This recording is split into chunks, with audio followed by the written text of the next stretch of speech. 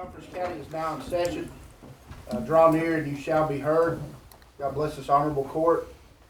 God bless the state of Tennessee. God bless Humphreys County. Leading our invocation will be Commissioner Justin Curtis. Very good. Father, we're thankful for this new day, and we're thankful for the privilege that we can call thee Father. And we're thankful that you have a kind and loving heart, and we hope to have more of this in our own lives. Where please be with the sick and needy, and be with the ones that lost everything in the flood, and just use us and mold us as you see fit. And hope we can always stay on that straight and narrow pathway. In Jesus' name we ask. Colonel Williams with the Pledge of Allegiance. I pledge allegiance to the flag of the United States of America and to the republic for which it stands, one nation, under God, indivisible, with liberty and justice for all.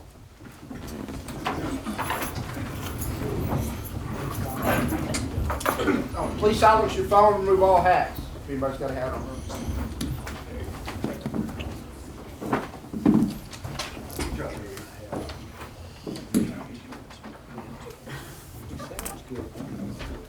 Good job.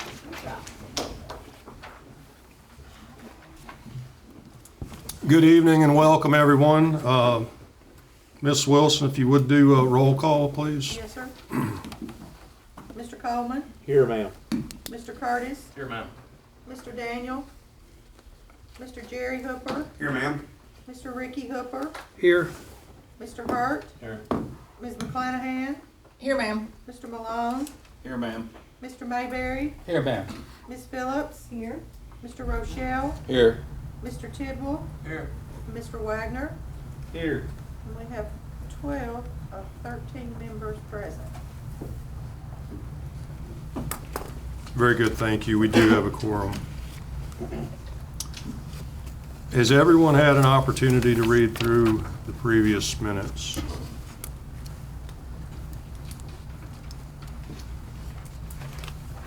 And if so, do we have a motion? Motion, Ms. Phillips. Second.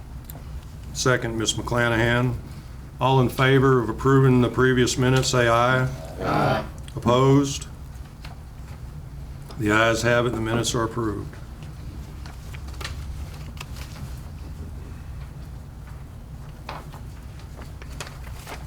We have a sign-up sheet to sign up pre-meeting if you wish for citizens' petitions and grievances. I see someone at the door. You didn't get a chance to sign up, did you, sir? You didn't say anything about that last meeting. Would you like to address this body? Please step forward to the podium. Please state your name. And just so we're clear, sir, you have 5 minutes. I don't want to be rude and cut you off, but we do have a time limit on it. I'll get that. Yes, sir. My name is James Sullivan. Microphone, sir, if you don't mind. My name is Thank you. James Sullivan. I'm a resident of Houston County, and I've got a little small issue. I own property in New Johnsville. It's at 140 Harbor Circle. It used to be the water plant in New Johnsville. I bought it at auction probably 25 years ago. I made it into a house. I lived there for 15 years when I worked in New Johnsville. We recently had a addition made to it, and we rented out to 4 people. It has one electric meter, 1 water meter, 1 gas meter. And this year, the taxes went up. It was valued at $120,000, I believe, and now it's at $500,000. But they've changed it from residential to commercial, and I have an issue with that because I have a campground there, and the campground property has an easement, and it says that on adjacent property we should have recreation rights to the adjacent private property, and we tried to have a campground there, and the city has banned us from doing that. We're not the only people renting houses out in Humphreys County. We're not the only people renting lake houses out in Humphreys County. There's Airbnb. There's 2 Airbnbs on the block, and they're zoned residential. I just don't think it's right for us to be renting houses and not. I think it's a discrimination that if y'all single us out to pay your burden of taxes that you're coming up with. Just don't think it's right. And on that note, the Cove property, we've been trying to get a campground there. And it's zoned commercial resort by the county. And we've tried and tried and tried. And the city mayor will not let us have a campground there either. So if we're being taxed commercial, I would like to do commercial things on it. And another thing, there's a flood victim, disabled person, a poor person. That's why the mayor won't let us have a campground in New Johnsonville. He says we're renting to poor people. But there's a flood victim, a poor person, a disabled person named Chris Rawlings. He worked at the Cove restaurant for 20 years. He gets $1,000 per month disability, and that's what his apartment runs now. And we'd like to give him a spot to set a camper there on the Cove, where the Cove used to sit, to live for free, indefinitely. If y'all can make some kind of resolution to MLEC to allow them to turn the power on for that purpose, I'd be most grateful. And it's an honor for me to speak here, and thank you for the privilege. Any questions, y'all? Any questions? Mr. Chairman, Yes, sir, Mr. Curtis. I do have one question. You said you made an addition, and it was a single-family property. You made an addition. Is it operating now as a multifamily? No, it's one foundation that was built in 1947. We didn't add a foundation, we just added on. So like one kitchen, one like. Well, it concrete? does have two kitchens. Right. It does have two kitchens. Are they separated? Is any of the addition separated from the rest of the property? There's an elevator in that house. The reason why I ask that is because when you take a single-family property and you separate it, like an addition or add-on, if you separate it, it becomes two properties, and anything that's duplex or over is considered commercial in Humphreys County. I wouldn't call it a duplex, but maybe the only thing you could call it is a duplex, but I wouldn't call it a duplex. Yeah, so if it's classified as a duplex, then it would be commercial. Okay. Yeah, I don't like it either. Same thing.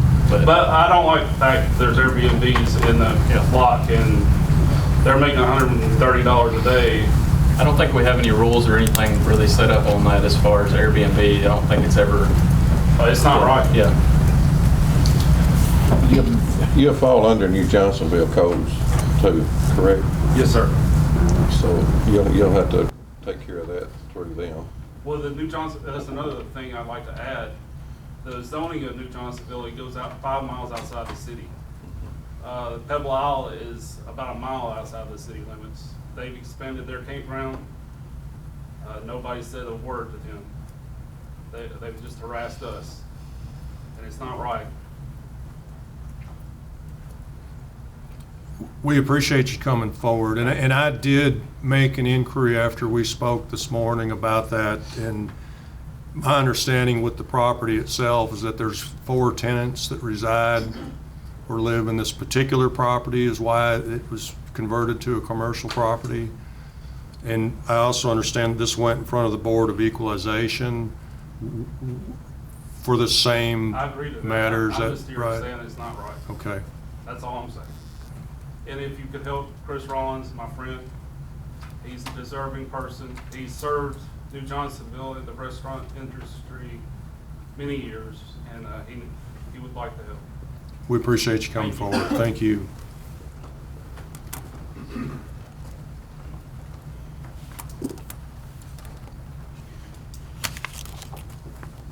Next on the agenda is report and communication from County Executive. I'm just going to spend a few minutes bringing you all up to date on just a few things that's been going on in the county. you all, we had a resolution that came here recently that was in regards to the convenience center out at Buffalo on Old State Route 1. We have signed a lease agreement with that, for that convenience center to remain where it is. We have a gentleman that's offering the county a piece of property if we would entertain the idea of taking in about 1.3 miles of road into the county system. That is being researched and looked at. We have not made any kind of commitment for doing that at this time, but just to put that out there. I feel like if we don't own the property that some of our convenience centers and different things are on, that we run the risk of you know, things going south on us down the road. So if there are opportunities where the county could actually put county facilities on county property, we wouldn't run the risk of leases coming due or property ownership changing and things like that that would be beyond our control to manage. Another thing we have going on is we met once again for the third time's the charm on this watershed emergency spillway repairs. And that job is going to bid July 14th, and we hope to have some bidders that will come in within budget and allow us to do the repairs to that spillway. Work continues with the sheriff's office and the new jail project, and also with the Board of Education and the new schools. They're both moving forward, albeit at a snail's pace, but hopefully we can get all of the little things ironed out and be moving forward with both of those projects. Another item that moves at a snail's pace is the architect design for the roof projects that we have going on in the county. And I'm going to put a full press on that because we're really hoping to do the roof replacements along about the month of October, November, when the temperature is moderate. We also, if you all recall, the grant that we signed on with the health department and the projects that they are looking to complete down at that facility, they are currently working at soliciting bids and getting contractors lined up to do that work. One of the things I would like to address with this committee, and that is that Robert's Rules of Order. We have been a little relaxed with following Robert's Rules of Orders, and I would like to improve upon that. These rules are generally accepted worldwide as the most effective and most efficient way to conduct meetings.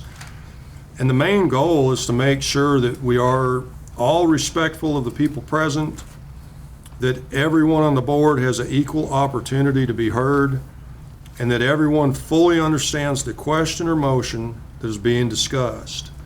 So at the end, we are making an informed decision on what is best for the county. And I'll be the first to admit I'm not an expert on Robert's Rules of Order, and I'm guessing that most of you all are not either.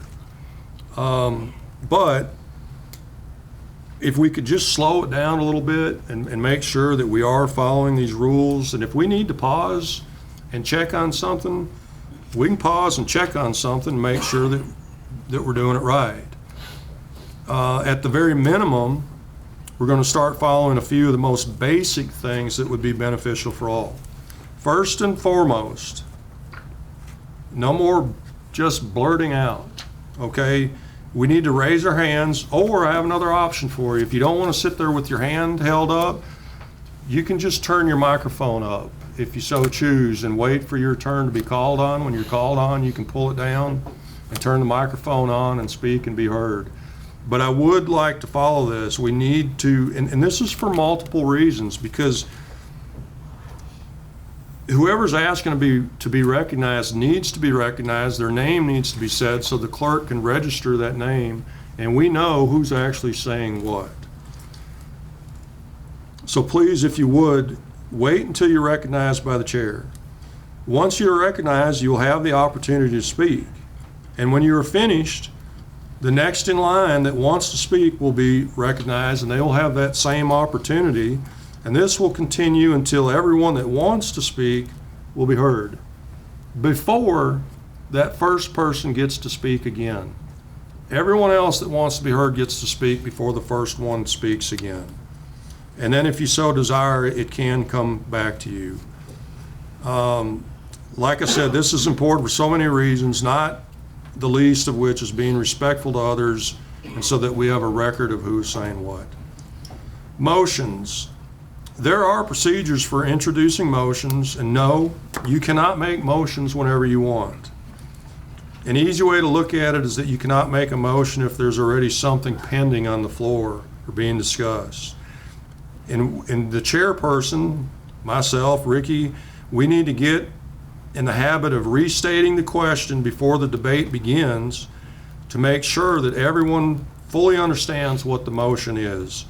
And this will be done once again before the vote to make 100% sure that everybody understands the question before they vote. In the end, it's all about making informed decisions. We're all up here trying to do the right thing, and we just need to follow that procedure and give everybody the opportunity to be equally heard. Behind the agenda in your packet, there was a form for special rules for county commissioners. After last week's meeting, I had several that came up and made comments to this effect. So I took the liberty of digging into this and printing this out for each of you. It's most of it's pretty basic, most of it's pretty common sense, and with your approval, if I could, I'd like to just read a couple lines of this. Is there any objections? So this is they're calling it a new law, but it's actually been in effect since May 2016. And it says the new law provides that a conflict of interest is created when a member is voting on a matter which, if approved by the legislative body, would increase the pay or benefits of that member or that member's spouse. And I think I skipped one ahead. What I should have started with is pursuant to the new law, no member of the county legislative body who is also an employee of the same county or whose spouse is an employee of the same county may vote on matters in which the member has a conflict of interest. And then it goes on to say that a conflict of interest is created when a member is voting on a matter which, if approved by the legislative body, would increase the pay or benefits of that member or the member's spouse. There's also at the end of this is that a member who abstains from voting for cause on any issue coming to vote before the body is not counted for the purpose of determining a majority vote. And also, if a member of a county governing body who is voting on a proposed budget, appropriation resolution, or tax rate resolution or amendments thereto has a conflict of interest, then the member must declare the conflict of interest at the meeting prior to casting the member's vote. So that question was raised last week, and I just wanted to clarify it for everybody if there was any further questions.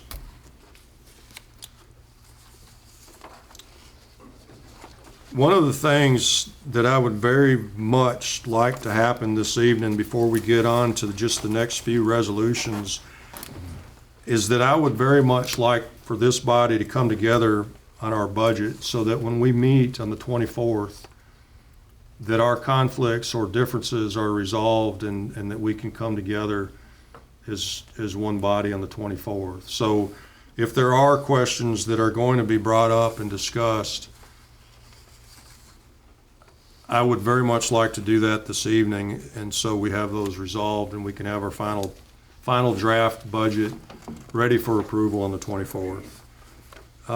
I'd like to just do a little recap on one of the things that was discussed last week because, and I want to do this because I heard a couple of comments that basically stated or said something to the effect that, well, we were misled or we weren't informed of that. And if there was anything to that, I would apologize if it's on my part, but I would like to just if I could take a minute and just discuss this. So what I'm talking to is in regards to the salary increases for the EMA director and assistant. If you remember, this whole thing came up in the beginning because the EMA director was listed under line 54,510, 189, other salaries and wages, for a salary of $66,950 annually. His assistant, Ms. Height, was listed under line item 101 as the county official, an administrative officer with the salary of $71,028. So when this came to light, the question was, why would the county pay an assistant more than the actual director? And when we researched other counties, it seemed that our assistant's pay was already higher than most, if not all, and it was my recommendation to freeze her salary for this year. And Ms. Hyatt brought in some paperwork with some county comparisons, and I would just like to know, 5 of the 6 county comparisons were with counties that were much larger. For example, Montgomery County is 12 times the population of Humphreys.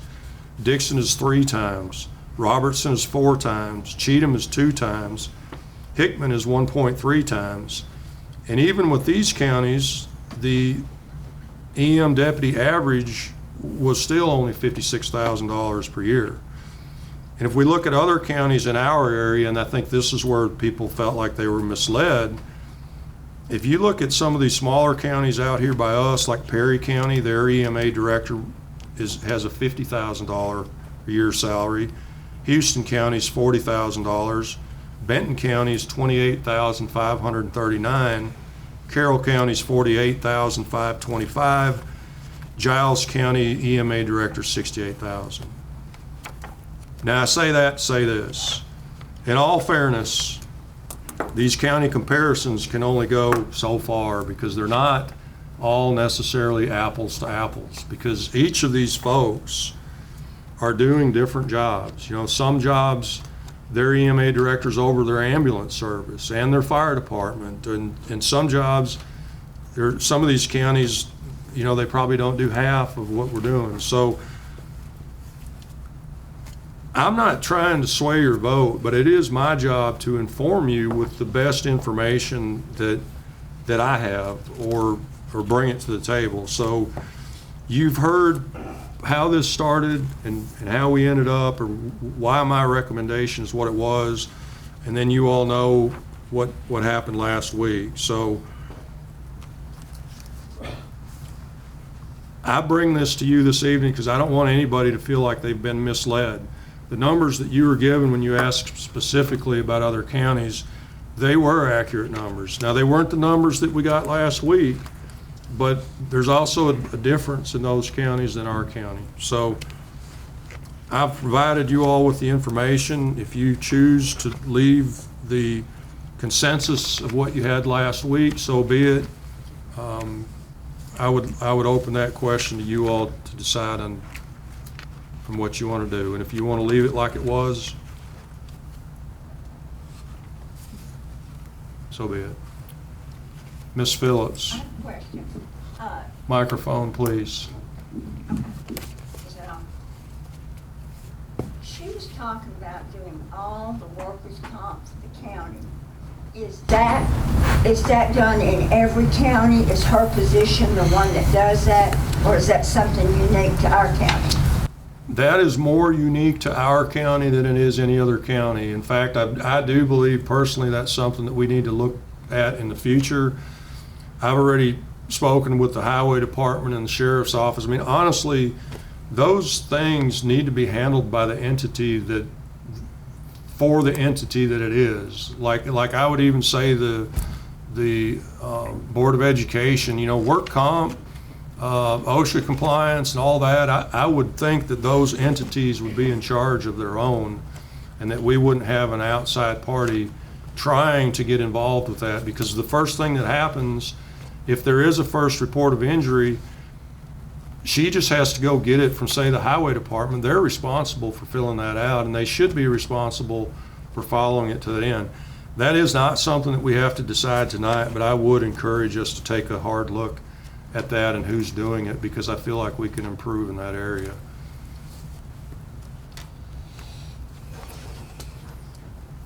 Any other questions?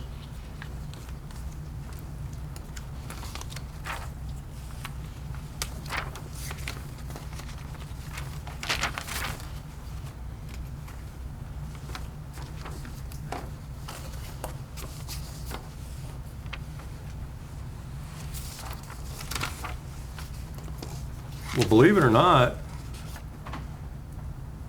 I'm so long-winded, I'm done with my report.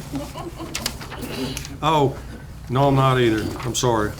Also in your packet, you're going to find a copy of our budget sheet, and this is for the county trustee's office. I do not know what happened, but we missed several line items in the trustee's office budget.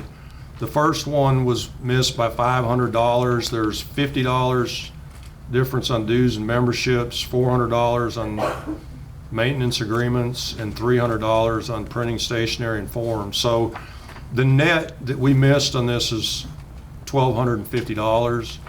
And I would like to make that recommendation for her budget to make those corrections with y'all's permission.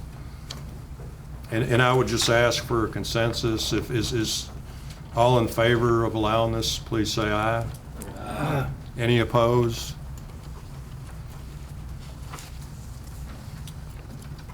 We will make that change. And while I'm rambling, I will say on item E, we had an issue. Belfour Construction has been doing work in the county since the flood. In fact, they were called the evening of the flood, and they showed up out here, and they're working for the insurance company on county buildings. So, long story short, they've finished most all of their work, and the insurance company issued a check that was brought to the county in June. But we didn't get an actual invoice from Belfour Construction until July 5th. So technically, they should have been paid out of last year's budget. And it matches dollar for dollar. The insurance check is the exact amount of Belfour's invoice. The problem arises in the fact that we didn't know anything about it. They weren't working for us. They were working for the insurance company. So the issue was, and why we thought we were going to do an amendment, is because I'd been talking to the comptroller's office about the best way to fix this, and at that time their idea was, well, we'll just do a budget amendment. It's dollar for dollar, and we'll fix that problem and we'll be done. Well, then as it turns out, apparently the school district had the same exact problem, and this is a little bit bigger than maybe they were comfortable with doing. So they've assured us that this will be handled down the road in the audit process and how we're going to fix this issue. But that's what the item E was about. That this just came up a couple days ago. So we're not doing it tonight. You can scratch it from your list. With that said, we'll get on to the resolutions.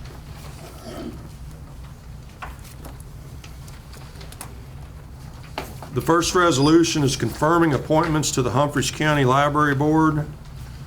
Be it resolved by the Board of County Commissioners of Humphreys County, Tennessee, that on recommendation of the county executive, reposing special confidence and trust in their fidelity, honesty, and integrity, believing that they will carry out the charge and duties of the position appertaining to the following: Mr. Terry Coleman, Ms. Janice Brazel are elected trustees of the Board of Humphreys County Library for a term ending on June 30th, 2026, to which position would be hereby confirmed and commissioned.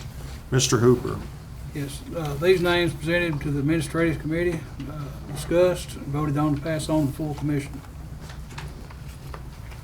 Is there any more discussion?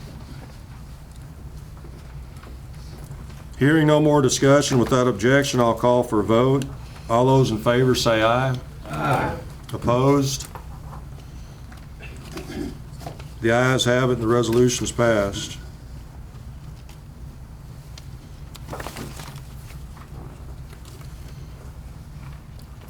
Next is a resolution to enter into a grant contract with the State of Tennessee Department of Safety for the acceptance of the TDOT litter grant for fiscal year beginning July 1, 2023 and ending June 30, 2024. The grant amount is $44,200 with a 0 county match.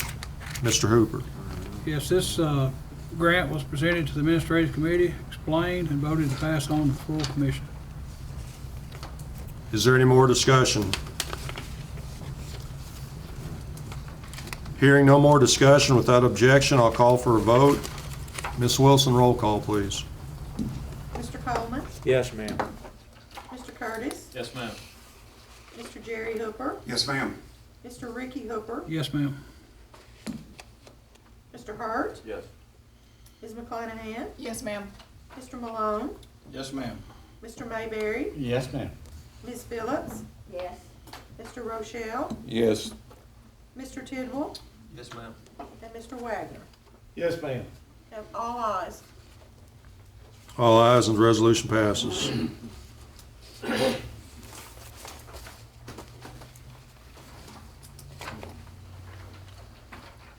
Next is a resolution to enter into memorandum of understanding with the Department of Safety and Homeland Security, with the State of Tennessee Department of Safety by Humphreys County, Humphreys County Sheriff's Department, and Humphreys County Board of Education for the acceptance of the School Resource Officer Program for fiscal year beginning July 1, 2023 and ending June 30, 2024.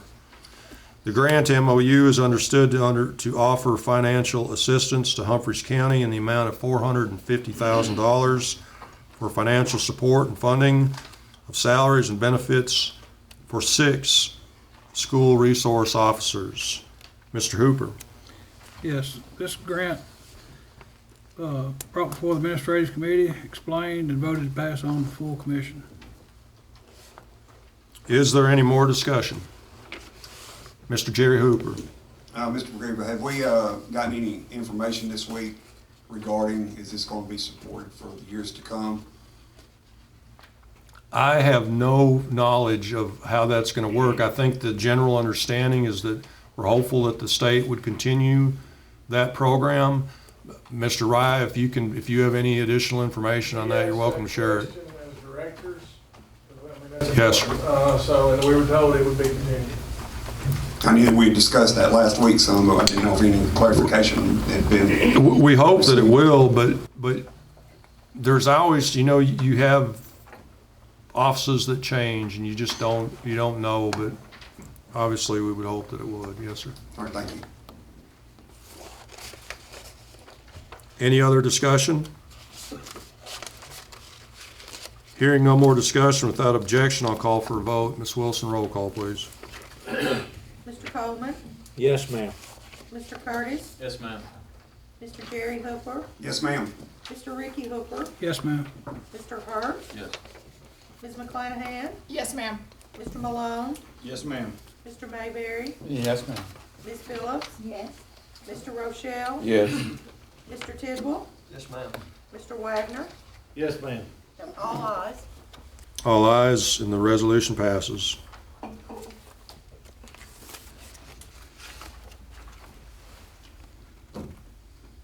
Next is a resolution to enter into a grant contract with the State of Tennessee and Tennessee Arts Commission for acceptance of the Rural Arts Grant Program. This grant will be in effect for the fiscal year beginning July 1, 2023 and ending June 30th, 2024. This grant amount is in the amount of $10,000 without a county match. Mr. Hooper. Yes, this grant also brought before the Administrative Committee, discussed, and voted to pass on to the full commission. Is there any other discussion? Hearing no more discussion, without objection, I'll call for a vote. Ms. Wilson, roll call, please. Mr. Coleman, Yes, ma'am. Mr. Curtis, Yes, ma'am. Mr. Jerry Hooper, Yes, ma'am. Mr. Ricky Hooper, Yes, ma'am. Mr. Hart, Yes. Ms. McClanahan, Yes, ma'am. Mr. Malone, Yes, ma'am. Mr. Mayberry, Yes, ma'am. Ms. Phillips, Yes. Mr. Rochelle, Yes. Mr. Tidwell, Yes, ma'am. Mr. Wagner? Yes, ma'am. We have all ayes. All ayes and the resolution passes.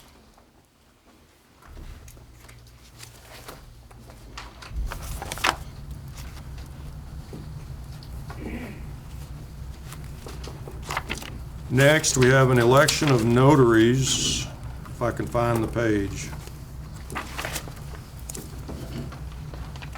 This is election of notary public and approving surety bond given as a condition therefore.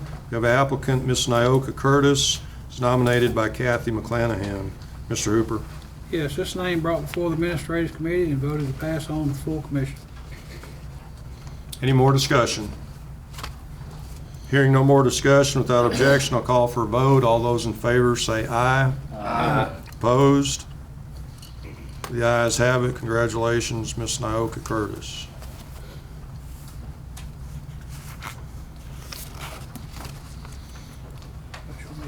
Do we have any other business?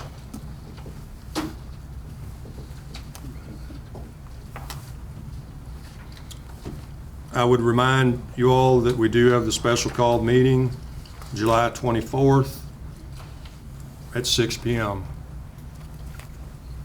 Mr. Chairman, Yes, sir. I'd like to make a motion to adjourn. We have a motion to adjourn by Mr. Eddie Rochelle. Do we have a second? Second. Second, Mr. Jerry Hooper. All those in favor say aye. Aye. Opposed? The ayes have it. This meeting is adjourned. Thank you very much.